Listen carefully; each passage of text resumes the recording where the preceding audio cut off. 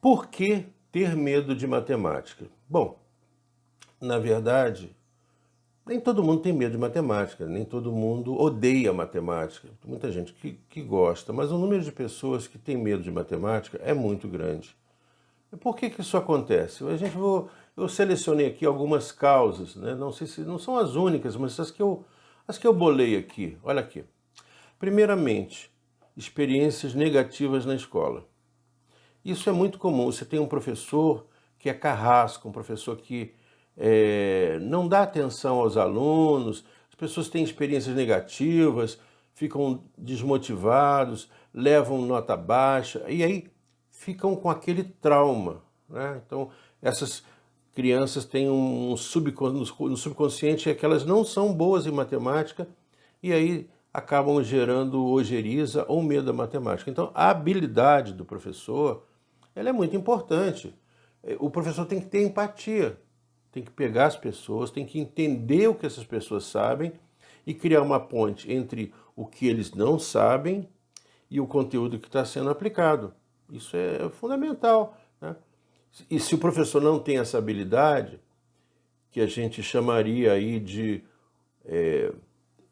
ninguém fica para trás, né? O professor tem que encontrar um jeito de todos serem compreendidos e todos serem levados junto com você, né?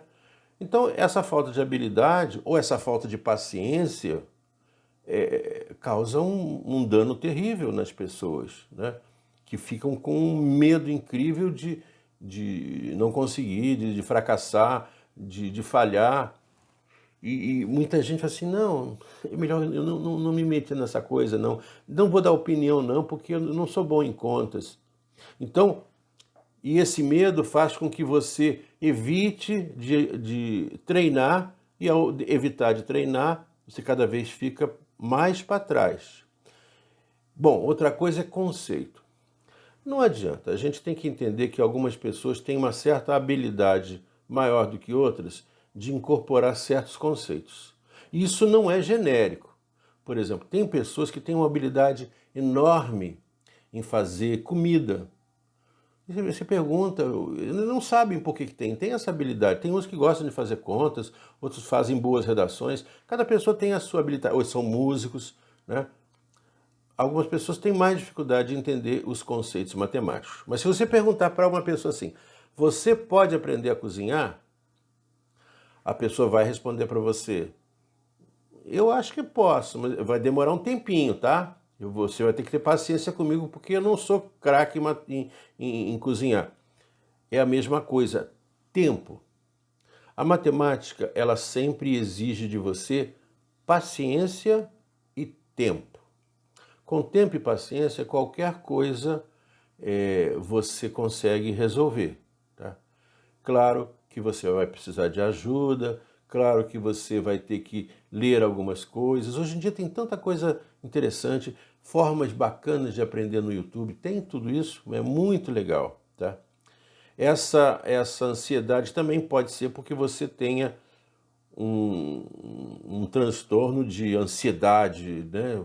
Por exemplo, o TDAH, você tem um transtorno de déficit de atenção e hiperatividade. Aí você quer que tudo resolva rapidamente, você é uma espoleta, né?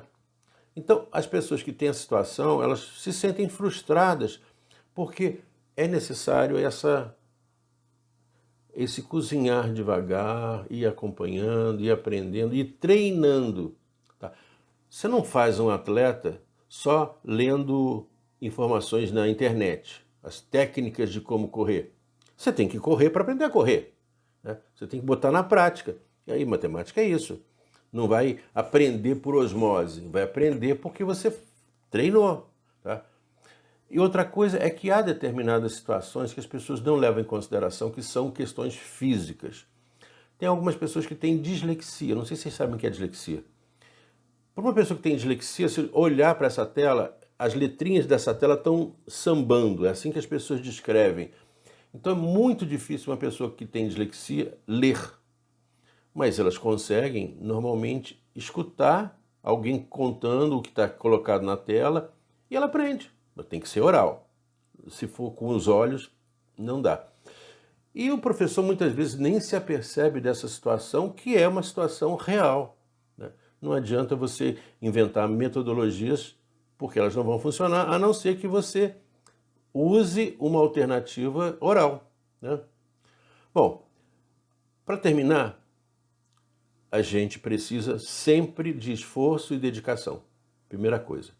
E segundo, se a gente tiver uma situação em particular, a gente tem que trabalhar para que essa situação seja resolvida antes de que a gente desenvolva esse medo da matemática e fique se julgando como uma pessoa com pouca habilidade. Algumas dicas. Primeiramente, um aluno deveria poder escolher o professor que mais lhe agrada. Infelizmente, a vida não é assim, né? A pessoa cai um professor para ela e ela vai trabalhar em cima dessas dificuldades. Mas o bom é que ela encontre um professor ou um mentor, que não é professor, às vezes é um parente, às vezes é um amigo, que possa ajudá-lo a entender os conceitos matemáticos. Outra coisa é essa, praticar. Praticar a matemática, assim como se pratica corrida ou como se pratica música, praticar. Praticando, você vai angariando conhecimento, você vai ficando mais hábil. Segundo, pedir ajuda. Terceiro, pedir ajuda. Pedir ajuda, a gente sempre pede ajuda, eventualmente, na vida, mas quando a gente tem uma dúvida em matemática, pedir ajuda é muito, muito efetivo. A gente pede alguém que saiba ou que sente com a gente, perca um tempo ali.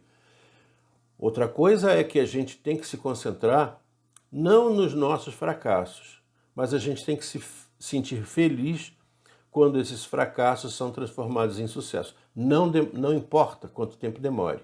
Tá? O importante é a gente saber que os fracassos vão ocorrer e que você vai trabalhar para transformá-los em sucesso.